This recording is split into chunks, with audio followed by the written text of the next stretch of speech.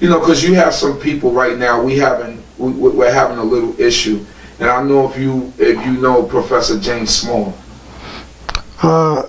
Dr. Jeffries, and Professor Smalls were in the Black Studies departments of City College when I was an undergraduate, and I upset that department like nobody's business. So I know them extremely well, and they later came to tell everyone in the slave theater, because I was on a lecture series with them, how I upset them, and I had a very strong reputation of, upsetting those classes at City College with questions. And some Dr. Smalls, many times they would let me teach the class because they couldn't answer my questions, because that's how powerful I was, even in terms of coming into those circles with this knowledge that I got at the Shaba Yisrael was my real university.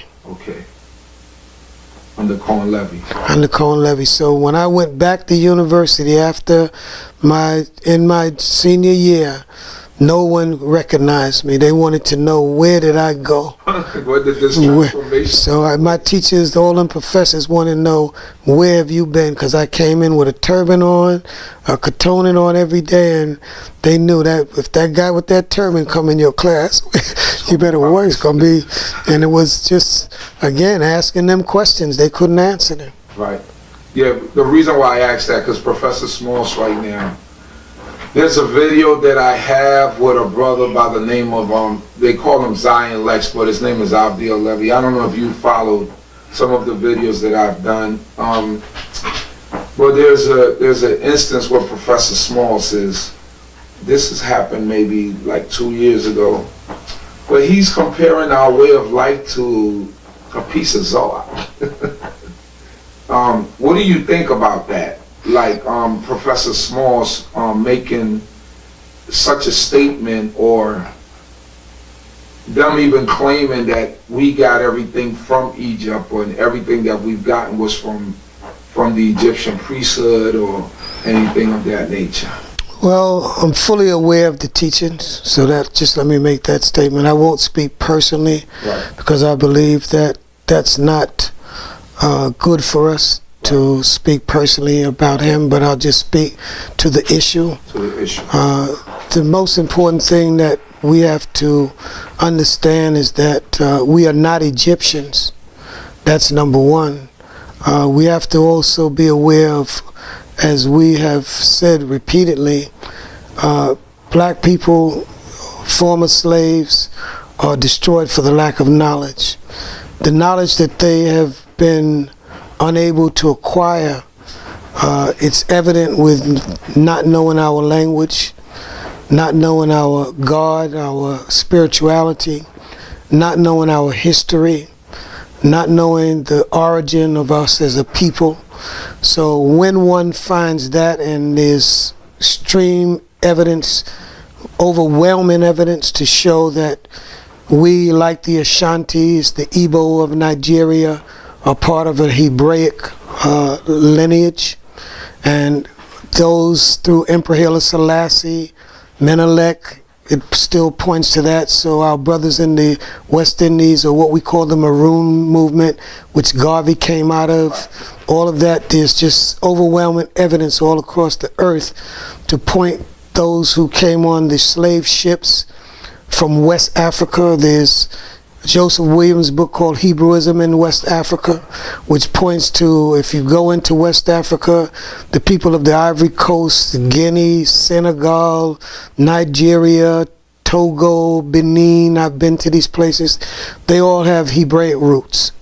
The slave ships left. I've been in the dungeon in the Cape Coast in Ghana, and in the dungeons where the slaves came from.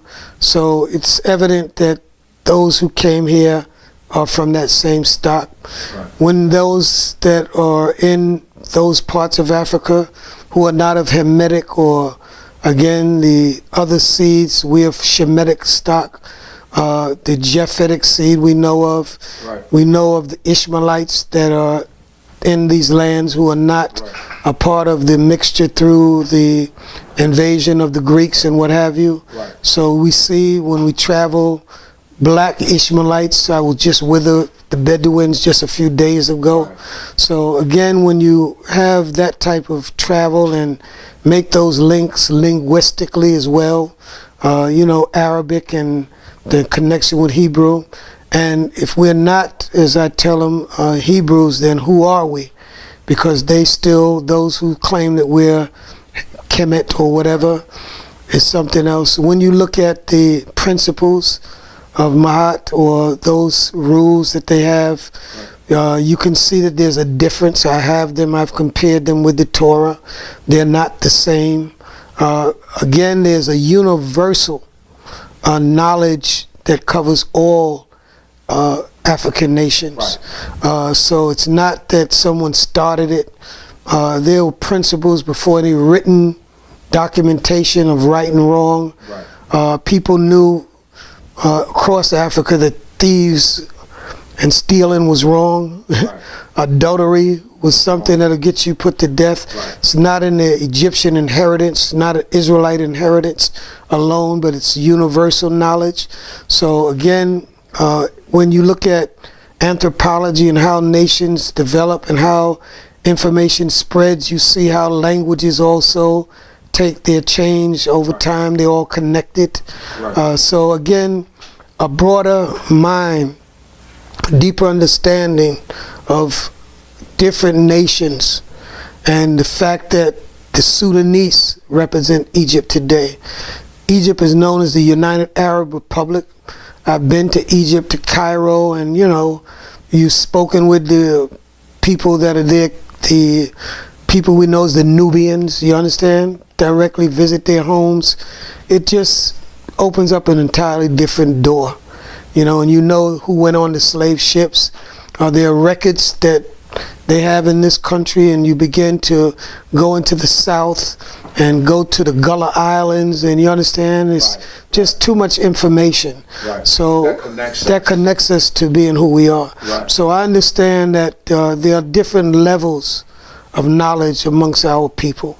I don't put anyone down. I acknowledge them for where they are. Right. But with more research and more growth, I believe in turning over every leaf. So that's why I know about chemic studies, and I enjoy speaking with Dr. Smalls even today. Right. Any of them, Dr. Jeffries. Right. They're more open now because I've heard them admit to certain things. They've had to turn to the Hebrews. I remember when Dr. Jeffries was attacked because of his statements against the Jews. Right. He had to look to us to be able to know how to address that community. And so again, that's my position on it. All right. And again, I could speak more on it, but again, I know who I am, and there are people among our people who they have not arrived at the truth about who they are. And there are many snares and traps out there. They write books and they throw information out because their objective is that we never find out the truth. Right. And they will interview people who they know are confused about this subject before they interview people who are knowledgeable, that can speak Hebrew fluently and that can defend this truth and show the differences between the various other areas where they sometimes stand opposing what we're saying, whether it's Judaism, Islam, or what have you. And we just try to embrace the whole. That's my position of understanding the whole picture and being able to know what they know so that you can have an intelligent conversation. Did you ever get to meet the late Abba Bivens? Yes, I did. So how was that? Again, great opportunity to know him. He died Through Cohane Levy? Through Cohane Levy. Cohane Levy took me to all these men, wanted me to meet them, and wanted me to see their teachings. That's an experience. Wonderful. But what's been greater is that to this day, I know his oldest surviving student. He's over 90 years of age. His name is Elder Ari. Lives in Amityville. I visit him all the time, so we have dialogue constantly, and we even compare Hebrew teachings. So again, there's some knowledge that I still exchange with him, and I get from the teachings of the school, which later became, I think, what is known as the Tanakh school, and those brothers up. So no, I know the original teachings and those. Because and it's great that we could speak about this, because there's a lot of the schools that branched off of Exactly. Abba Bivens, they I think sometimes they misconstrue what the man was about. And from all the elders like Nasi Barak, yourself, Chief of Chiefs, all of you guys have met him, and I get a different story. Tanakh school. Exactly. He used to read the Hebrew out of the scroll. Absolutely. He used to, because I believe he studied under Rabbi Matthew. Yes, again, if he did not, I can't say whether that was actually, but the same school of teachings. The same You understand? They were founded in Torah and reading the scrolls and all of that. And again, did he incorporate the New Testament, or did he just Well, again, I never heard him speak about New Testament. You understand? That wasn't what I heard when I was in his presence. It was Torah. And the 12 charts, did you see that? Did he have that implemented? These brothers have the 12 tribe charts. Jamaican is Benjamin. He knew and understood the 12 tribes as all the other teachers had of that day. Based on the Tanakh, there are territories that, when you speak about the 12 tribes, it's not all Cubans, all Panamanians, but Israel is in all of those places. So there's some truth in that, but being able to precisely understand it and explain it and articulate it is what makes these differences. Again, so that's just a fine line. I don't let that disturb me in any way. I know what is the facts of who we are, because we have been mixed into Puerto Ricans, all Central America. So again, I understand what they're saying. Because Nasi Barak, when I was speaking with Nasi Barak, and he was telling me when he was up there, because Nasi Barak was up there for a few years with Abba Bivens, and he was saying about the Hebrew that they speak now. Everything is shalom, and so he told me that Abba Bivens told him that he was sitting at his table one day studying, at his kitchen table studying, and that a man appeared to him in a gray suit, I believe he said, and told him that no, the way that he was doing Hebrew is wrong, that this is the way that he should do Hebrew, and everything is just shalom, the way that these brothers speak it.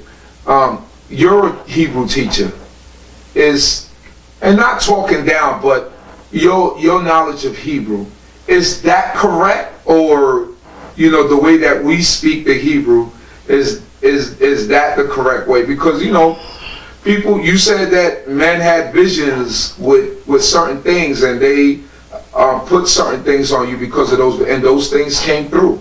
What would you say about what you've known in your Hebrew studies in comparison to what our brothers do in terms of the way that they speak the Hebrew? I've had many discussions. Even very recently, I did an interview. It's on YouTube now, under my name, Cohane Michael Levi, and it was basically questions concerning just what you've asked me. This is the manner I would respond. In the Hebrew language, when you read the ancient Hebrew, there are no niquidot, or the vowels as we would call them.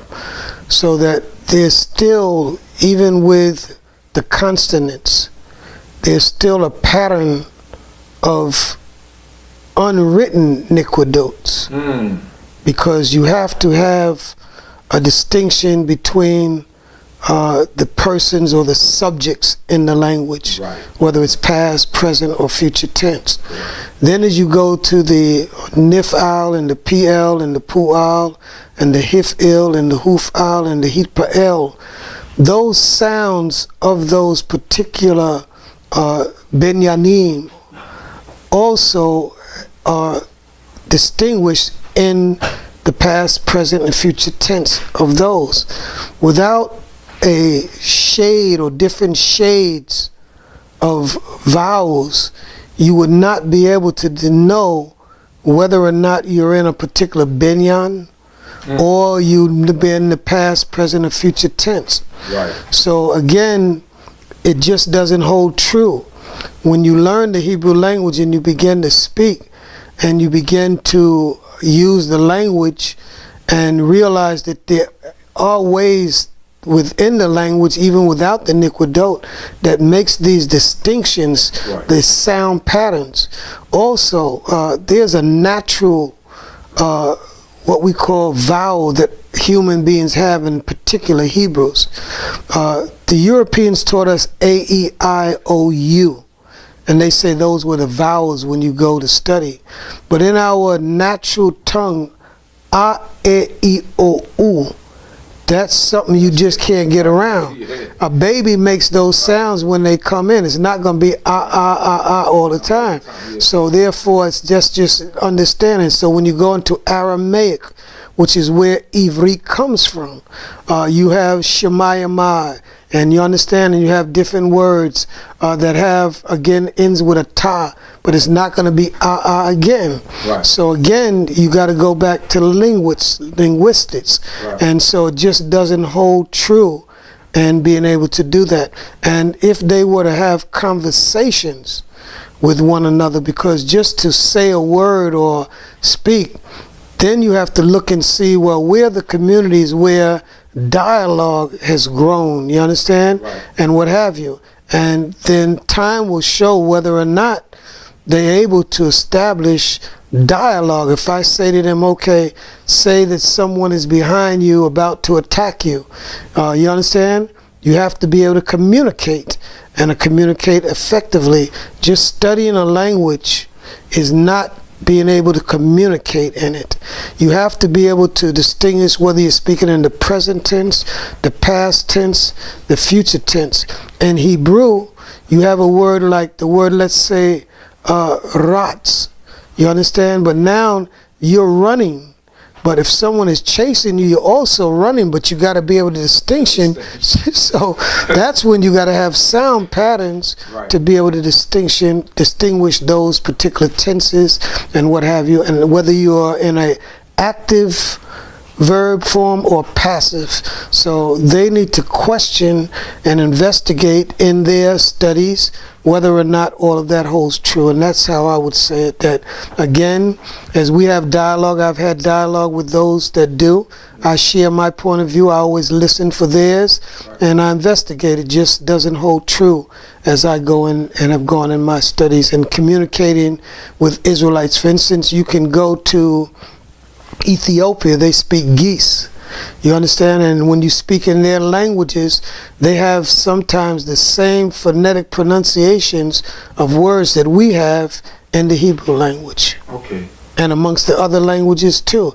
No Igbo has No Xhosa has Right. They have different sounds, so you got to go and just you got to be able to differentiate.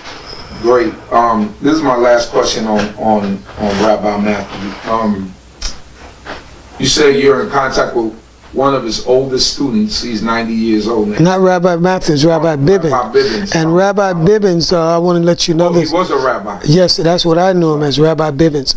And that's why I said when I went, that's what he was teaching. Nasi Barak would have known him much better than I. Yes, he gave me a lot of. Well, in speaking to his oldest student,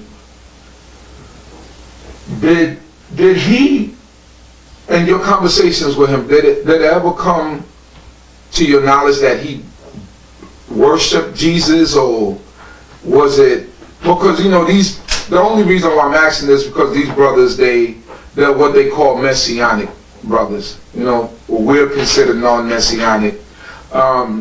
Did in any of that, was there any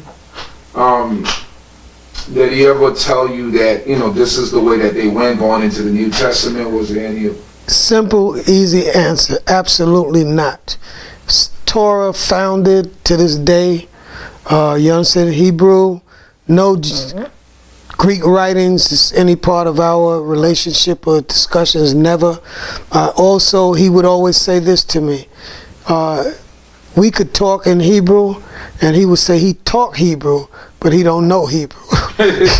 You understand? Because when it comes to grammar and stuff like that, Dick Duke, he was not versed in that. Like where Elder R. Reed, his oldest surviving students. So that's why I said, but he can talk it. But as I said, he's not going to be able to make those distinguish and go past present and future tense in that but he has a profound knowledge of roots of words. Understood. So we how big is your community in I don't know, in terms of maybe not numbers, but how big is your community in Guyana? Oh, what is the name of the congregation in Guyana before? A great question. When I arrived at Guyana, we were known as Hashaba Yisrael. The Guyana extension. Yes, most people could not say Hashaba Yisrael. Yeah, the H. So again, that was very difficult. Yeah. They'd also ask, where you from? Yeah. And I would have to say our headquarters in Brooklyn. Right. They wanted to go to Brooklyn. They wanted to go to Brooklyn. So that's where they would want it. Yeah. As I grew over the years, I went from understanding of congregationalism to nationalism. You perhaps heard me say that using the Chinese, they don't come to America and say that they're anything other than Chinatown. When they go to San Francisco, they're Chinatown. In Guyana, they're Chinese, Guyanese. You understand? So that we always say now, and everywhere I go, I teach, we're Hebrew Israelites of Guyana, Hebrew Israelites of Charlotte, Hebrew Israelites of Philadelphia, Hebrew Israelites of Barbados, Hebrew Israelites of Trinidad, Hebrew Israelites of Jamaica. And that's becoming what I call national maturity. Because now the people know that we are being identified as what I would call the diaspora nation. Because the diaspora is a nation. You understand? Everybody that went were the part of a nation. We're the Hebrew Israelites. Whether we're in Tanzania, wherever colonialism went, that experience marks the Hebrew people. That's the fulfillment of Deuteronomy, the 28th chapter, and all of our experiences. So again, in Guyana, there was an elder. She passed away. Her name was Elder Naomi. She knew... One of the originals that came. No, she's one of the original Guyanese. The community in Guyana now is basically hundreds and hundreds of people that are Guyanese. See, because basically what I've done is awaken an entire country. When you're in a country for 40 years, you lose your zits and the bus and everything. So our mark is everywhere. So if you get at the airport and just say my name or ask for the Hebrews, they'll bring you right to our community. Because we're known all throughout the country, and it's now has gone to other countries, because it's now in Barbados and Trinidad. When we have our 30th anniversary, 40th anniversary, which were great celebrations, people came from Israel all across the United States, from the Caribbean. So the country, it's all advertised on television and radio. They begin to see the picture of what this is. That's what awakens them. I'll give you another example. When I began to make the contact with the land of Israel and go on television and radio and tell them that our headquarters is in Israel, now they begin to connect it with the Bible, not Brooklyn. They want to go to Israel now because they understand the nationalistic picture rather than a congregational picture is where I started as an Israelite. I'm a nationalist now. I'm teaching nationalism and who we are, ethnicity.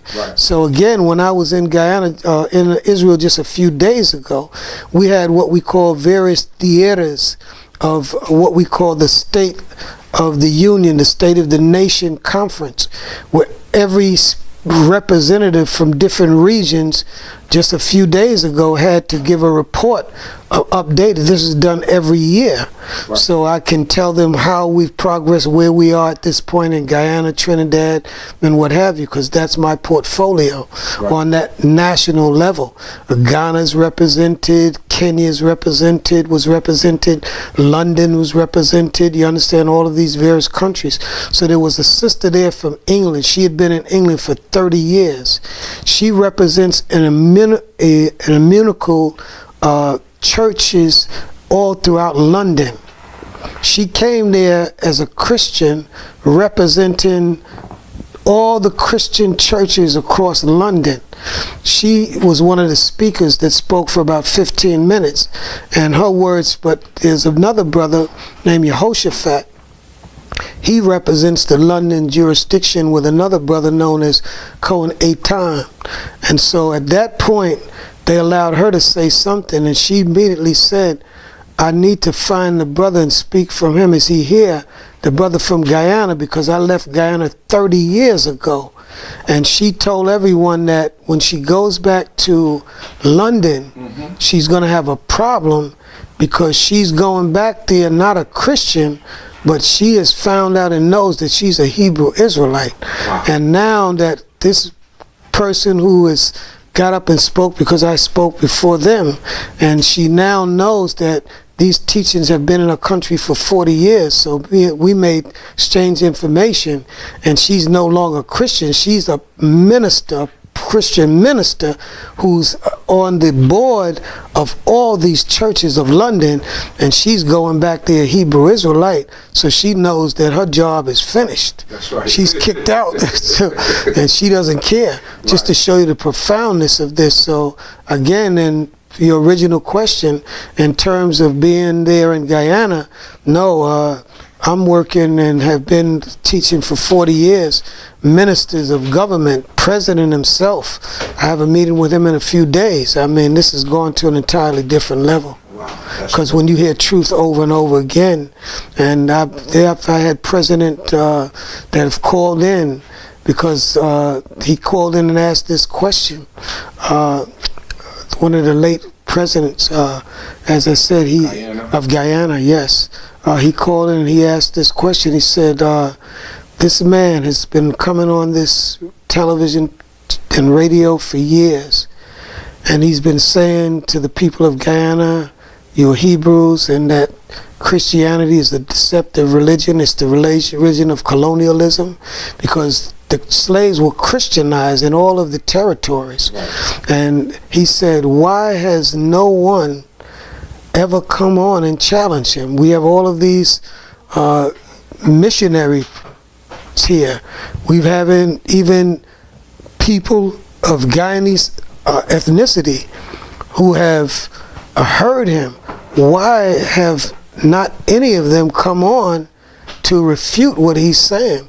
And the Guyanese people call in and they say they don't want to come on the station with him because they know that they'll be embarrassed and they cannot, refute this information because it's based on old, new.